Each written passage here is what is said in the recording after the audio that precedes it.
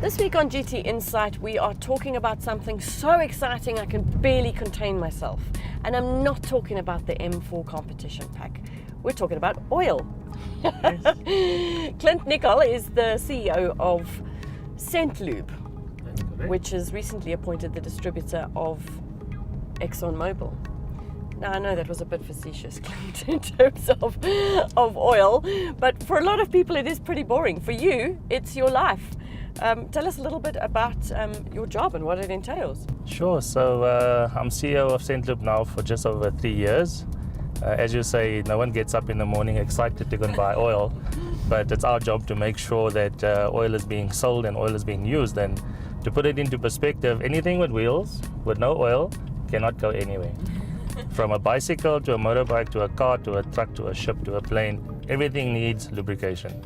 And that's what we do. So we make sure our customers are sorted in terms of their needs and that we have the right oil for the right car, for the right truck, for the right mining equipment to make sure it works to the equipment builder specifications. Okay, so there is actually quite a lot of difference between different oils.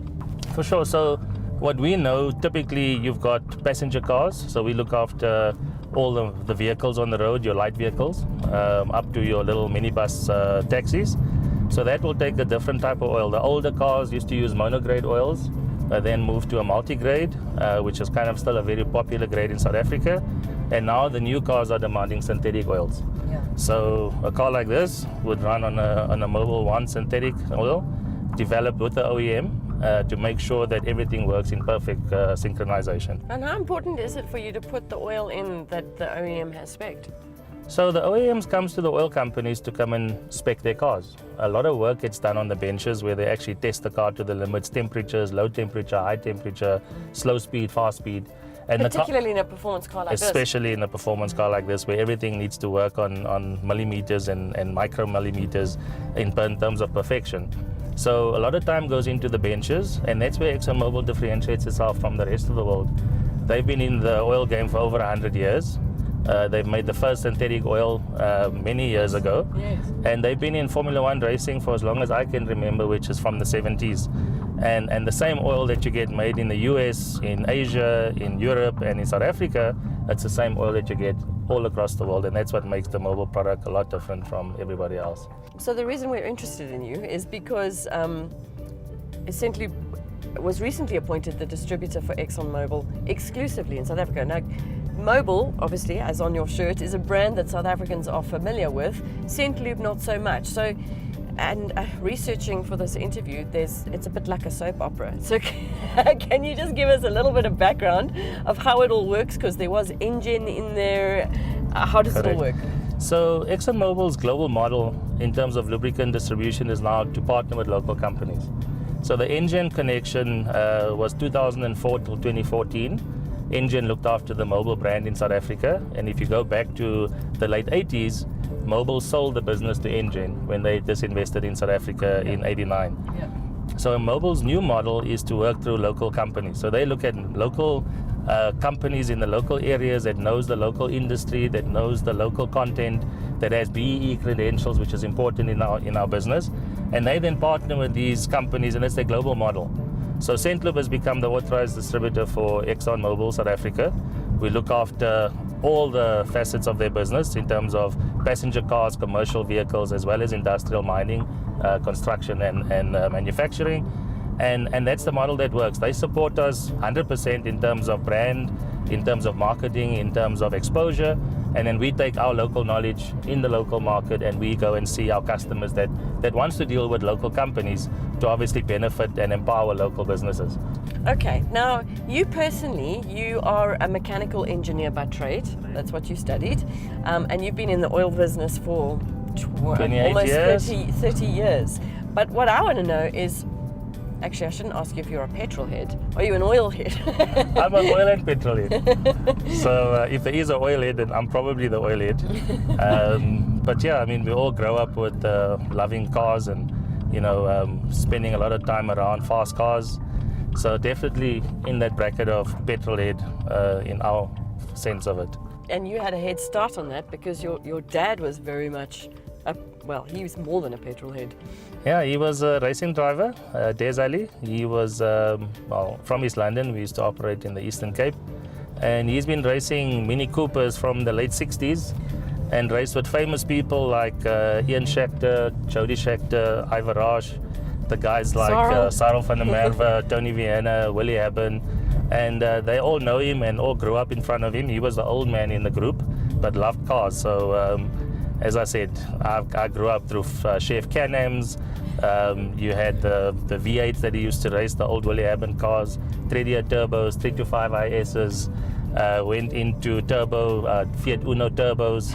So anything that had fast engines in it, he would race and do pretty well in it. But he was national, well, call it regional championship leader in the Eastern Cape for many, many years. So with that background, what was your first car? So my first car was an Alfa Giulia Supernova, 1976 model. Wow. And it had a 1600 engine in, which was not fast enough. And took it back to Dad, and we put in a 2-liter motor with all the other fun that goes with the suspension. And that was my first car that I got in at 17 and a half and drove to Cape Town from East London with a learner's license. Ooh. My mum had to go with. Okay. And that's just for me to have my car with me while I studied. But served me well for many years. You drive a very understated car for the CEO of a fairly large company, an E300. Tell me about that decision, because you're obviously a petrol head and yet you drive a 2011 E300. So nothing wrong with my old Mercedes. So I had this dilemma. When I turned 40, I needed to buy me something that kind of fit to the age. So it was between, a BMW or a Mercedes, and I decided to go to the Mercedes shop and drove the car and absolutely loved it. So as you say, it's 7 years old. It starts up every morning. It runs on Mobile One. So, really looked after. And it's just a nice car to drive wherever I want to. I get in it, I drive to Cape Town or back, I drive to East London or Durban, and it works all the time. So I also want to test that motor plan can actually be extended. You don't have to buy a new car after 120,000 Ks or 5 years. So I'll let you know in 2 years' time if it's still going strong. South Africans are very set in that 5-year new car. car. So as I said to you, I've got a 93 E36 M3 that I'm restoring. So if it really gets boring in the Mercedes, I get into my M3. In your previous positions where you worked with something called the Rose Foundation, which is very important for the recycling of oil, which, tell us a little bit about that. So that's very important. We call it cradle to grave. A lubricant once manufactured doesn't really decompose. So what we try and tell our customers and our suppliers is that we have to make sure that the oil we sell to our customers gets collected. So the Rose Foundation, 1994, through the oil companies, actually established this whole oil collection program. And it's probably one of the only independent, not government-run recycling initiatives that's doing very well. It's been fully sustained, paid for itself for a period of about 24 years. And all we do is that for every place that we deliver oil to, we have a used oil tank, and the oil gets collected by the dealership where you take your car for service, or the mine where they do the production, and they put it into what we call a used oil tank. We then send trucks out to collect the used oil, and it goes back to typically a reconditioner or a recycler where they use the oil for either explosives, for ship oils like bunker fuels, or even as far as in the cement factory where they use it to burn in the kilns. So just our social responsibility to make sure every liter of oil sold is collected, and we're probably running at about 60% of all new oil gets collected as used oil and actually done away with in the right way. Now, you talk about oils fairly passionately. What is it that fascinates you about the oil business? So it's, as I said to you, it's something that we all need and want. If you are very technical and you race cars, every split second counts, exactly like that.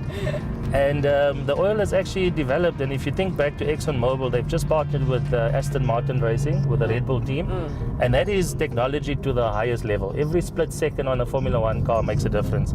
And with Mobil, with the ESSO technology on the fuel, and the Mobil lubricants in the Formula One cars, they able to save a couple of seconds, hundreds of a seconds per lap, just with the technology that gets put in there. Yeah. So the mobile team works with the Formula One team. They go to every race, they analyze, they do all the analysis for the vehicle to make sure that it's performing at its optimum position.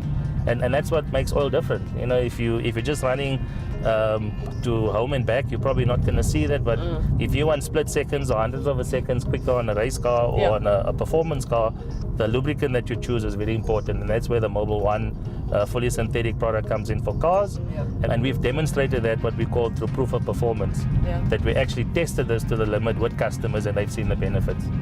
Well, there is also something different you do in the market, and that is your connection with the Porsche Club. Yes, so St. Loop and ExxonMobil is very linked with the Porsche clubs. We've covered all the Porsche clubs across the country. We sponsor the event with Pirelli tires, so wherever the Porsches go, we go. And they all run on our Mobil One synthetic fuel. Again, open the hood of a Porsche and it will show you recommended oil, Mobil One. So we do that. Last year we did the event in East London, and this year we're going down to Durban. We also have, we're participating in the Neisner Hill Climb in May with a GTR, sponsored by Mobil and St. Luke. Oh wow, okay, interesting. So we're out of time, Clint. It's been fascinating talking to you. Just in terms of the future in South Africa, I mean, ExxonMobil is a huge global brand.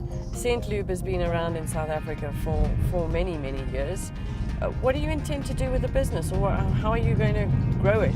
So we've had an exceptional first 3 years in the market. We've really positioned ourselves well in terms of premium products.